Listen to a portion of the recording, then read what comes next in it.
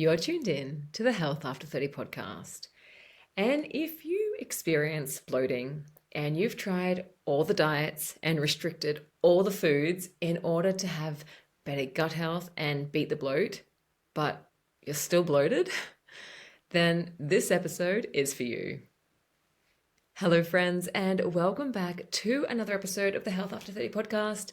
Thank you so much for being here. I'm Alana Bonneman, and you could have been anywhere, but you're here, tuned in, listening, being interested in your health and yourself and wanting to improve. So thank you for that.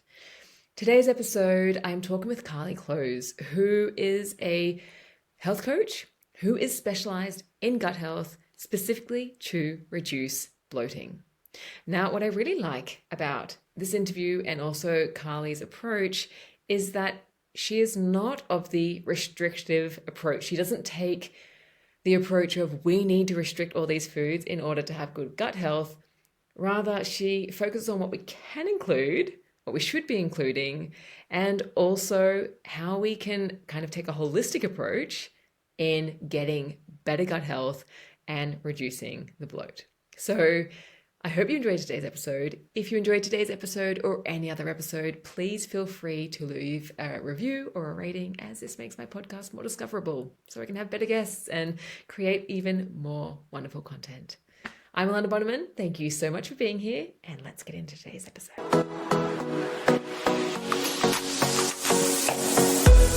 Hi, Karlee, and thank you for coming on to the Health After 30 podcast. Hello, Alana. Thank you so much for having me here today. Yeah. How are you going? How are you feeling? How are you? I don't normally start like this, but how are you feeling today? How's your gut health feeling today? Honestly, it's feeling phenomenal, especially when I think back to how I felt 6 years ago. And I think that's important, is we reflect back. Like, if I wake up one day and maybe I am bloated. I'm not saying I never ever get bloated. And it's like, it's so easy to be hard on ourselves. But then we need to think back, and it's like, where was I 6 years ago? Because that's when my gut health journey started, and it's like, I was a disaster. So it's important to in comparison, you're feeling how far great. you've come. Yeah, absolutely. And comparing it with yourself as well. I think in health, that's often the way, right? Comparing with like where you've been. Yeah, it's super important. So tell us a bit about your journey. Like, you are, like, gut health is your thing, bloating, beyond the bloat, helping women reduce the bloat. This is your gig. How did you get there? Obviously, it's a 6-year journey, as we've just heard. But How did you get there?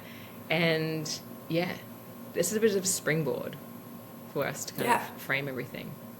Absolutely. As I said, 6-year journey. So rewinding 6 years, I had been thin my entire life. So I want to start with that because it's important here. So I had always been thin. I lived a very unhealthy lifestyle. So throughout high school, university, even post-university, I drank a lot. I ate a lot of ultra-processed foods, didn't exercise. I worked a job which was serving. So I was sleeping at like 2 a.m. till like noon. My sleep schedule was a mess, and I kind of got away with it for a while because, as I said, I was never overweight. So you could hide a little bit better. Yeah, in today's society, it's very focused on you're overweight, you're unhealthy, you're thin, you're fine. I've actually had doctors say that to me. They said, you're thin and young, you're fine, when I was not fine. Your BMI is within range on paper. Yeah, that's really slippery slope, that one, isn't it? Yeah, really dangerous. So I was convinced that I was living healthy enough, or else I would have been gaining weight. So I continued on this path, and I did have symptoms that I later realized were connected to gut health. Like, I was getting chronic infections, UTIs, throat infections. I was exhausted all the time. I had canker sores all the time. Like, things that I was not making the connection to my gut until I later started improving my gut health, and these things went away. But what made me start improving my gut health was when my digestive issues kicked in. So I started working full-time. I graduated university, got my full-time desk job, and I hated it. I hated it so much, and my gut just exploded. So I was getting chronic pain in my gut. Like every time I ate, it was just like stabbing gut pains.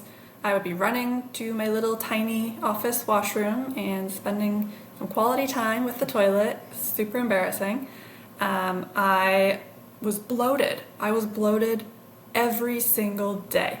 And because I was so thin, it was very noticeable. Like I looked massively pregnant, and so I stopped wearing a bunch of my clothes because, you know, I had like cute crop tops because I was in my 20s at this time, right? So I was very lost. I had no idea what was happening, and the only thing I could think was it must be something to do with what I'm eating. I knew my mom was gluten and dairy free at this time, so I had some idea of like diet impacting how you feel, but I was also very unhealthy at this time, so I didn't want to admit that I was living unhealthy and had to make changes. But it got to a point where I couldn't ignore it anymore, so I was like, okay, I need to do something about this. So I went to doctors, and they brushed me off again, told me, you're thin, you're young, you're healthy, everything's fine. And I was like, why am I having pain every time I eat? That doesn't seem fine. My doctor gave me bloating, like gas medication, and told me, take that, that'll help. Didn't help, and also that's not a solution regardless, as we know. So eventually I went to see a naturopath, and I did a food sensitivity test, and it lit up like a Christmas tree. And my naturopath told me, this is one of the worst ones I've ever seen. And it was very traumatic because I was very unhealthy. I didn't know how to cook. I didn't know how to eat any other way at that time. So I just had like a meltdown, and I was like, what am I supposed to do? And that was when I started my journey, because I was like, you know what? I did this test for a reason. I wanted answers, and I'm going to do what it takes to feel better. So I did start eliminating gluten and dairy. That was my first step. And I felt better. Like the pain after eating started to subside, and the explosive diarrhea episodes started to lessen, but my bloating was still there. And my bloating was there every single day for 5 years. I am not joking.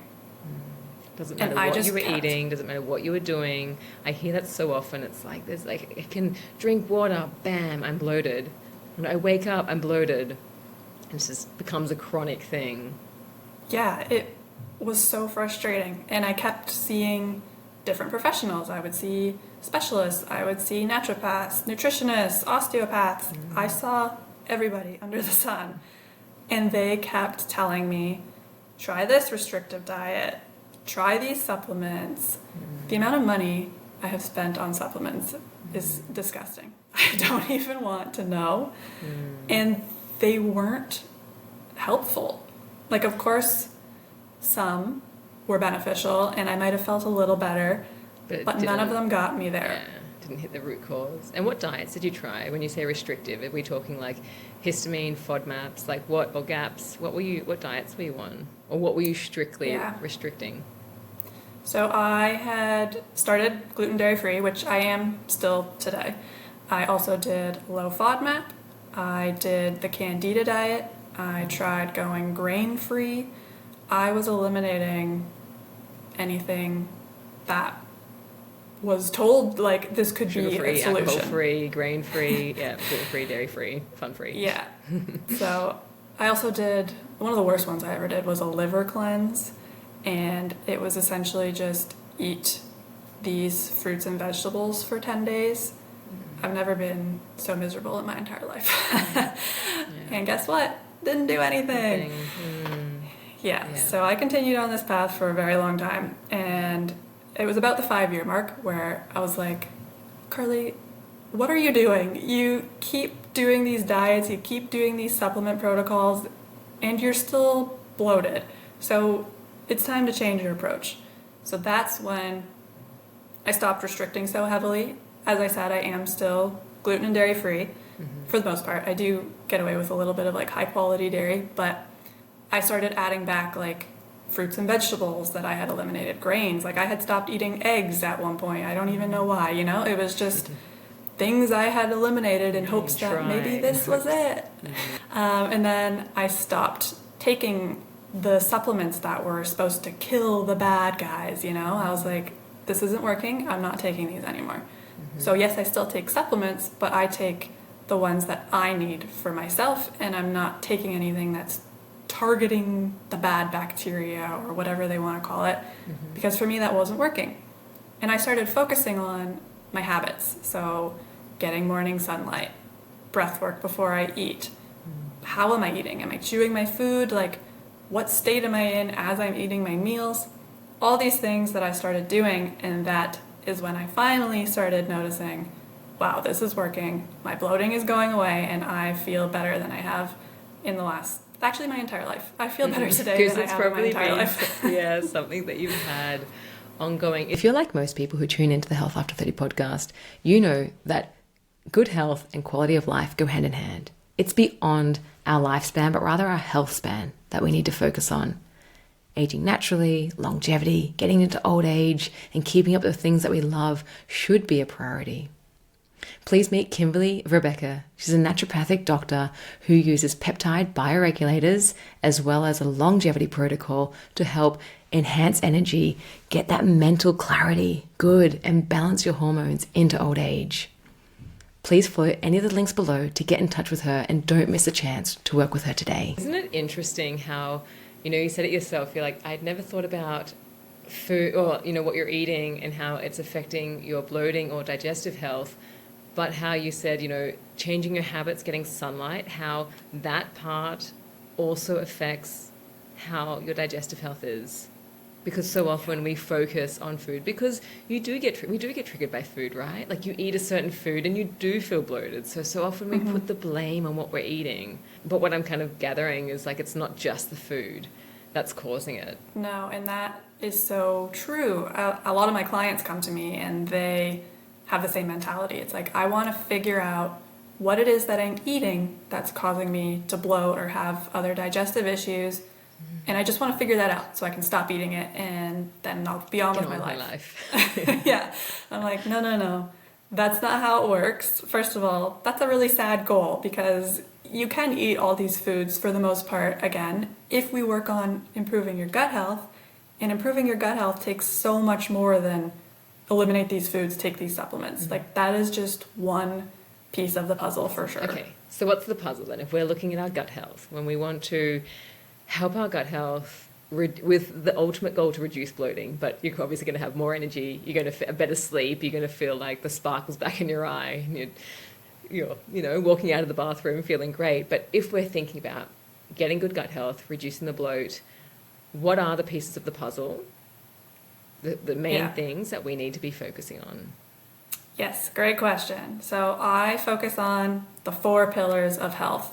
So that is nutrition, definitely a part of it, but it's also movement, sleep, and stress management. If you master those 4 categories, you're going to feel phenomenal. And a lot of times we just focus on the nutrition aspect and we let the other 3 pieces of this puzzle just fall to the wayside, and it's not going to get you very far because that's 3 pieces of 4 that you're missing. You're only doing a quarter of the work. Yeah, exactly. So yeah, you really need to combine it all. And I don't mean also when I think of like movement, people think I need to go to the gym. And it's like, you don't have to go to the gym. A lot of times gentle exercise is the best for someone who is struggling digestively. So that would be going for a 30-minute walk after your lunch break or on your lunch break, doing some stretching, yoga. If you like lifting weights, that's obviously really good for you as well. So you can do that at home too. Like I have weights at home. I personally don't go to the gym. I don't like it there. But that doesn't mean I don't get my movement in. And sleep, having a solid bedtime routine. So a lot of times we're scrolling on our phone until 11 p.m. and then we kind of fall asleep with like our phone on our face. Light still on. Yeah, like that's not good sleep hygiene. You're disrupting your circadian rhythm, and that's going to lead to a disrupted sleep. You're going to have a hard time falling asleep every night, and just those are some examples, but yeah, it's really important to focus on all of it. And so because you've gone through this journey with yourself, I think it's really easy like to empathize, or for you to empathize with people who are also going through this. Because sometimes, you said to yourself, like, I didn't, like you started and you're like, I didn't even know this stuff. So I sometimes feel when you're at the bottom of this very large mountain, like there's so many things, like even though there are 4 pillars, which make it sound really easy, like to really master each of those, that's really, really hard. So I guess what are the, like maybe from each pillar, what is the one thing or like the first step that you can go to each one? Or is there no first step? Maybe it's different for everyone. I don't know. But from your own experience and from what you see in clinic, like where do you think is the first place to go? Yeah, absolutely. So as you said, it is different for everyone, right? So I would say the first step is the step you are most comfortable making and the one that you can make sustainable. So something that fits into your life and you can do it ongoing. Like health is never ending. When we're improving our gut health, it's not like we do this for 6 months and then we're like, okay, back to my old life. This is something that is forever. So you need to pick things that you like doing, that are easy enough for you to do. And I'll give you examples from my own life just so you can understand, but it is really going to be different for everyone. So for movement, I kind of already touched on it, but I like going for my daily walk. So I will eat my lunch. And another little tip, if you go for a walk after a meal, that helps stimulate digestion. If you're constipated, that's going to really help with that as well. So I have my lunch and then I go for a 30-minute walk. Sometimes I'll listen to a podcast. Sometimes I'll just raw dog it out there in nature. And that's another way for me to relieve stress, because if I'm not listening to anything on my walk, I'm just walking out there. I live in BC. It's very beautiful here. We got trees, we got ocean. It's very fresh air. So that's like a nice way for me to also calm down. So I kind of like fit 2 in 1 there. I go for my walk, which is my movement, and it also helps me de-stress, and I do it midday because I find that's kind of when I start to get a little overwhelmed, I'm like, okay, I've done like all my morning work. I've still got more work to do. This is a good midway point for me to go. And then sleep. So again, for me, I love my sleep. If I don't get my 8 hours of sleep, I notice. So I make this a major priority for myself. And there's a lot of things that I do for sleep, but I'll say, for example, I try very hard to get off technology at 9 p.m. So I put it away, my laptop, my phone. If I'm watching TV, off, it's done. I'll get ready for bed, and I'll get in bed and I'll read a book for like 30 minutes to an hour. I try to be lights out by 10 p.m. And that ensures I'm off my blue light. I'm reading, which is also calming, and it's like an enjoyable activity for myself. And then I'm in bed by the time I want to be, so I know I'm getting the hours that I need. And then nutrition, I mean, it depends where you're at. I would say I now eat extremely healthy, but if you're just starting out, I would start by creating balanced meals. So that would mean at every meal, breakfast, lunch, and dinner, you want to have your fiber, so that would be some veggies. You want to have a high quality protein, so that could be plant-based or animal-based, whatever works for you. Your healthy fats, so avocado, nuts, something of that sort, and a healthy carb, so rice, quinoa, anything of that variety, and that is going to help you feel full for longer, balance your blood sugar, and prevent bloating. Yeah. And just with nutrition, because Just my partner, for example. And like, I don't know, I'm the nutritional gatekeeper, I feel, in our house, just due to my job, I guess. He's not celiac, although it's in the family. He is hardcore gluten intolerant. That's what you call it, like gluten sensitive, I guess you would call it, not intolerant, sorry, because I need to be celiac. But he can't stop eating gluten. Like, do you ever see this? And like, I can't be a prophet in my own home. I'm not the person that's going to tell him what he can and cannot eat. If he wants to eat something, then I'm not that person to tell him not to eat it. But I know this from people. People love certain foods, and often the foods that they love are the foods that they perhaps shouldn't be really, shouldn't be going towards, but it's kind of like a love-hate thing.